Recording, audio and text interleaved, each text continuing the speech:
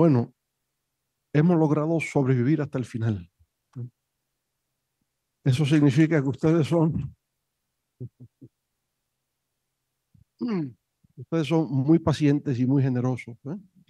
Pero creo que ha sido una jornada realmente indescriptible. Ha sido una jornada de gran aprendizaje, enriquecedora y diversa. Empezamos hablando el día de economía, el profesor José Antonio Campo, refiriéndose a los temas de macroeconomía, de política fiscal, de política monetaria, del impacto que tiene la reducción de las tasas de interés por parte de la Reserva Federal, lo que eso significa en términos positivos, no solo para Estados Unidos, sino para todo el mundo, porque con altas tasas de interés, obviamente que la economía no crece, tiene que crecer cuando hay acceso al crédito de una manera, digamos, accesible. Bueno, entonces hemos hablado de las elecciones en Estados Unidos, el cómo se van a llevar a cabo, lo que está en juego al día de hoy. Estamos hablando que en tan solo 5 semanas, o sea, eso es ya, habrá elecciones dentro de las más de 70 elecciones que se están llevando a cabo en el mundo en este 2024. Estamos hablando de que este es el año en que más elecciones se han realizado en toda la historia. Van a votar 4.100 millones de personas. El 51% de la población mundial va a votar este año. En América Latina, 6 países, incluyendo República Dominicana, tenían elecciones en el año 2024. Pero estamos hablando acerca de las técnicas que se utilizan en esos procesos electorales. Ya no sabemos si son tan democráticos, porque hay técnicas que permiten distorsionar, desinformar, descontextualizar, y por tanto ya el elector no tiene la información que se requiere para tomar con su voto una decisión que se fundamenta en la razón y en lo que significa sus intereses. Él puede ser desviado, puede ser confundido, porque con estas técnicas del deepfake ya no se sabe lo que es verdad y lo que es mentira. Por tanto, cuán democráticas son las elecciones hoy día es algo que tenemos que ver. Esta tecnología de la información, esta inteligencia artificial aplicada sin principios ni valores éticos puede llevar a una hecatombe con lo que es el sistema democrático a nivel internacional. Hemos examinado, aunque no pudimos verlo en pantalla, pero ya tendremos otra ocasión posteriormente, el voto latino en los Estados Unidos. La presencia latina, ya recordamos cómo Samuel Huntington, el profesor, reconocido profesor de Harvard, había escrito un libro, Who Are We? ¿Quiénes somos?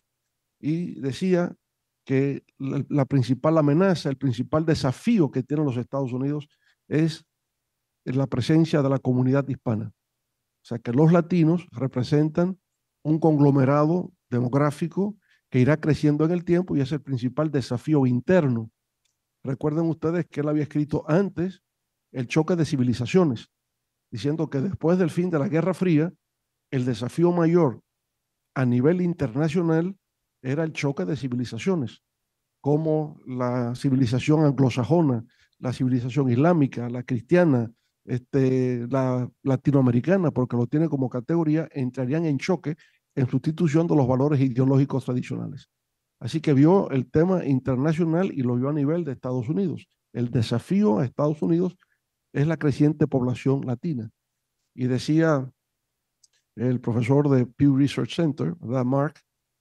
Que del 2020 al 2024 ese número de votantes se ha incrementado en 4 millones, que representan el 15% de la población votante en Estados Unidos, que hoy son 36 millones de hispanoparlantes en Estados Unidos con derecho al voto.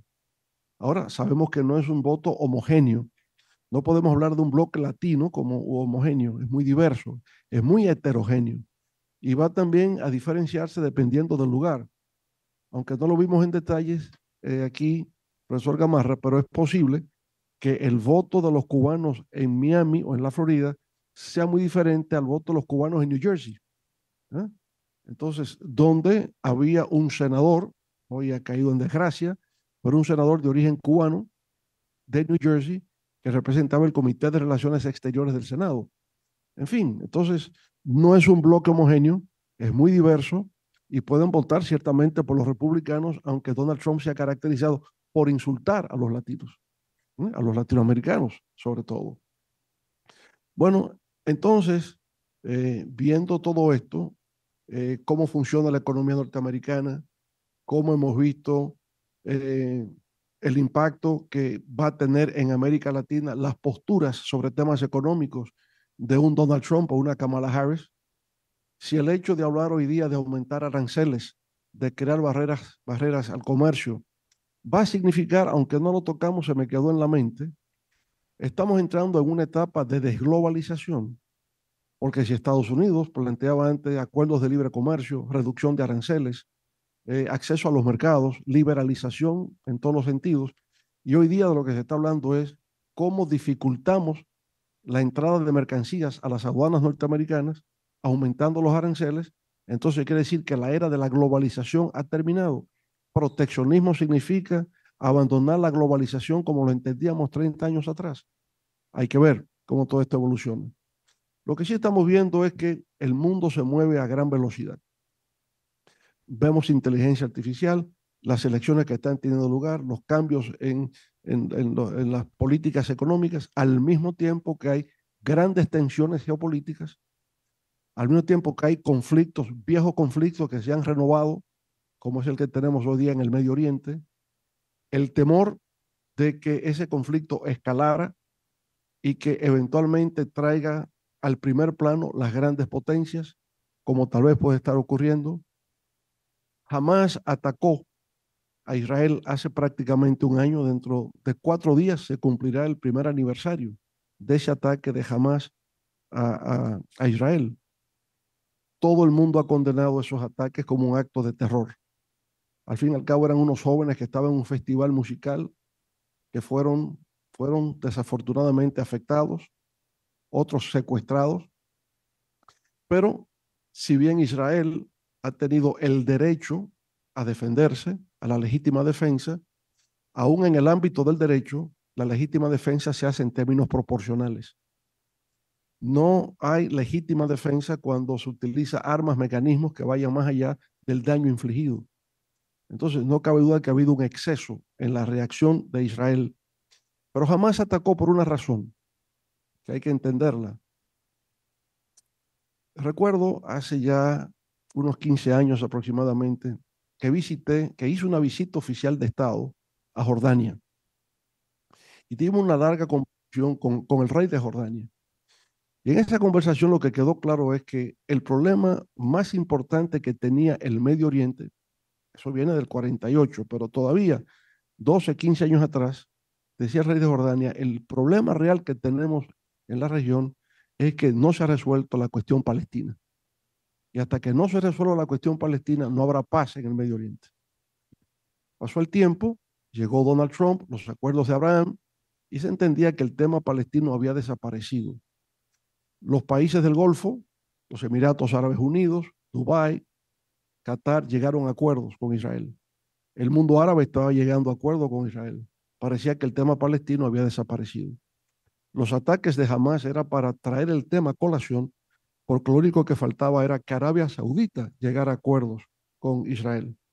Los ataques fue para impedir eso, que Arabia Saudita llegara a acuerdo con Israel y para darle visibilidad a un tema antiguo, pero que había perdido vigencia en la agenda internacional. Bueno, ahora lo que tenemos es que en esa reacción desproporcionada ha habido muertos de niños, de ancianos, ataques a hospitales, escuelas, etcétera, y ni siquiera el secretario general de Naciones Unidas puede referirse al tema porque lo declaran persona non grata.